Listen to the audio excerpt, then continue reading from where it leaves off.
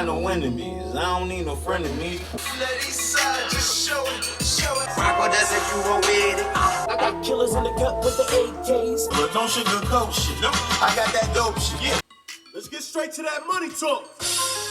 About to make 100 million. Money. Lakewood means rewind, a gunshot means forward. You requested it, so we rewind. I ain't got no enemies. I be laying low, nigga, I don't waste my energy. I be in the clouds though, can't hear these niggas mention me. I keep my circle tight, ain't fucking up the synergy. Got no enemies, I don't need no frenemies. Wasn't off the juice, so it must have been the gin in me. They caught a couple contacts just by walking in with me. I filled a couple contracts, got a little sin in me. They looking at me like who he supposed to be.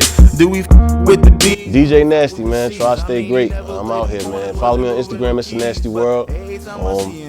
Website coming soon. It's anastyworld.com. And yeah, man, holla at me. I'm out here. I think now an artist got to come with everything. They got to come with. They got to have. It's sad to say that they have to have a gimmick. You know what I'm saying? They got to have a strong team. That's anybody in any business. You got to have a strong team behind you. They got to have a gimmick. It's kind of weird that they got to have a look. Like, it wasn't like that before, but everything, we in the age of technology, it's all media. So you got to have a look, you got to have a sound, and then you got to have a personality. You got to be able to talk to the fans, and you got to have your own following. Like, labels don't want to sign nobody that they got to build. They don't want to build nobody. They don't want to do no work. A&R don't want to come and have to say, oh, we got to get you, you know, we got to go do a photo shoot with you. We got to do all this shit. They want to come. They want the brand already there. And all they got to do is have you sign some papers so they could give you a little loan, because that's all it is, so you can make their money back for them. That's all. Yep. You got to have a full package. Like, I think that's the toughest part of this game as a DJ. Before, you know, we chose the records. We chose who was going to come up. Based on, you know, you listening to records, and you go to the record store, you listen to 5, 6 records. Now you know, out of these 5 or 6 records, this one right here sound dope. This one's gonna go. This one we gonna push. You know what I'm saying? It wasn't even like a mutual thing. It was like, all right, you heard another DJ playing it, you heard it, everybody kind of started playing it, and it was like the DJs chose the record. Nowadays, there's some records I don't even hear until somebody asks me for it. The internet is choosing, you know what I'm saying? So it's good, I mean, it's good and bad. I mean, you call me an old head or whatever, OG, but I like the fact that I used to be able to choose the record, because some of that bullshit would have never got played.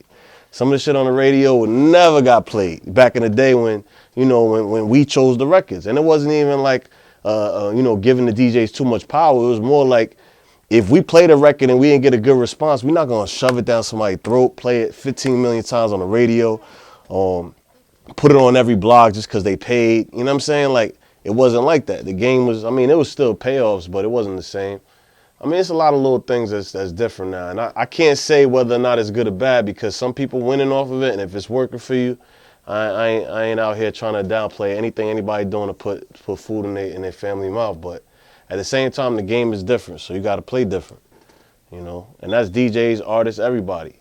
Nowadays, I got to be a DJ, promoter. You know, they want you to do security, you know what I'm saying? They want you to do everything, you know what I'm saying? Like, they want you to chef it up. Like, it's you got to have everything.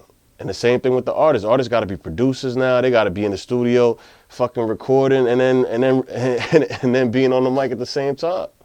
You know what I'm saying? I seen artists press record and then hop in the booth. You know what I'm saying? Because they're trying to get their shit out there. Or they on their laptop, you know what I mean? So yeah.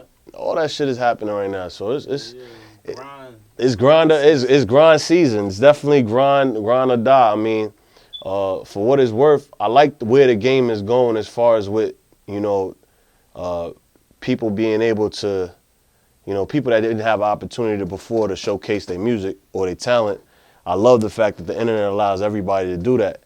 But I hate the fact that everything gets a go off of like just a little popularity, a little buzz, a couple clicks. Yeah. Some you know, of the shits be fake too. Yeah, a lot of it be fake, man. There's no way some people be getting 500,000 clicks or views in an hour. You know what I'm saying? And then you hear it and you like, that's impossible. Like, why did this get clicked on and this got 7,000 clicks? You know what I'm saying? Just off of what's it called? The little video spot on the joint. That shit don't make sense. But the game is different now, man. You could call it what it is, but it's a time for for people that have an opportunity or people that didn't have an opportunity before to showcase their talent, they could do that now. The internet allows everybody to get listened to. So it's a fair game now. I say it's fair because everybody got the opportunity. The internet is wide open. Speaking about opportunities and whatnot, I know you got a nice little event coming up. I know that's a dope opportunity for you know, a couple of folks to come through. Oh yeah, definitely, man. We got the I got a couple events coming up. I don't know when this is gonna air, but I got a brunch that I'm doing next Sunday, the 20th, and that's at Katra. That's gonna be dope. You know, just kind of like a relaxed vibe thing. You know what I'm saying? Ladies, bring your girls out, come have some brunch, listen to good music, smoke a little hookah. That's gonna be a good vibe. That's the 20th. And then I got a big event, major event, January 8th. It's called Unapologetic. This is our 4th year doing it. Shout to my frat, Phi Beta Sigma. Shout to the whole Mobsters crew. Shout to everybody involved with that. My man Rico Pesos, Jay Kamikaze. Shout to Frandy. Yeah, we got a big event that we do every year. We bring about 1,000, 1,500 people out every year for this event. So, you know, that's major. That's something that, you know, it's going to be a good look. You was there the first couple of years, actually. I think you shot for us. We did one in Brooklyn. Then last year we did Latin Quarters. So this year we at stage 48, January 8th. It's going to be crazy out there, like bananas, like I remember stupid. When we shot there, that shit was lit. It was, that shit was a zoo. Yeah, man. I mean, lit. it's one of them parties that you know is guaranteed, like, you know, and that's what I'm trying to produce out here. I'm just trying to give you guaranteed bangers. I'm not trying to be out there every week. I'm not trying to have something every day. And, you know, I think, you know, at this point in my career, I want to focus more on quality than quantity. So same thing with the music. Anybody putting out something, you know, focus on your craft. Don't just give it up just because, you know, you want to just, you know, have something out there. You know, focus on it. Take your time. I mean, back in the day, people spent time on one song, on one album. They'd spend a year to do an album. Now you see dudes putting out 3, 4 mixtapes in 6 months. You know what I'm saying? An album, 2, 3 albums in a year. I mean, take your time with your music, you know. I'm not saying it take that long, but for some people to get some quality stuff out, that's what it is. That's what it takes. You was talking about producing the joint, and we probably gonna wrap up shortly anyway. Hit him with a part 2 some other time. You was talking about getting on some tracks and whatnot, and how you would prefer to do it. You know? Yeah, I was saying, like, you know, a lot of times I get a DM, you know, Nasty, my record is dope. I want you to, you know, I want you to kind of like help me push it. You know, I want it to be like DJ Nasty featuring, you know, so-and-so, whatever the artist's name is. And that's all cool, you know, that's something that I do, you know, I want to do in the future. It's something that, you know, I thought about doing. Definitely would like to get into it, but I don't want somebody to come to me with a ready-made track or something that they already got and then just throw my name on it to, you know, to do whatever it's gonna do for them. Like I would like to be involved in the track from the beginning, from picking the song or picking the track, you know, from figuring out what direction they trying to go. You know, just to be involved on the production side, because at the end of the day, you throw my name on something, I gotta support it, I gotta like it. Just like I told you, man, I gotta hear the music before I host anything. I'm not gonna host a mixtape if the shit is trash. Like, that's just me.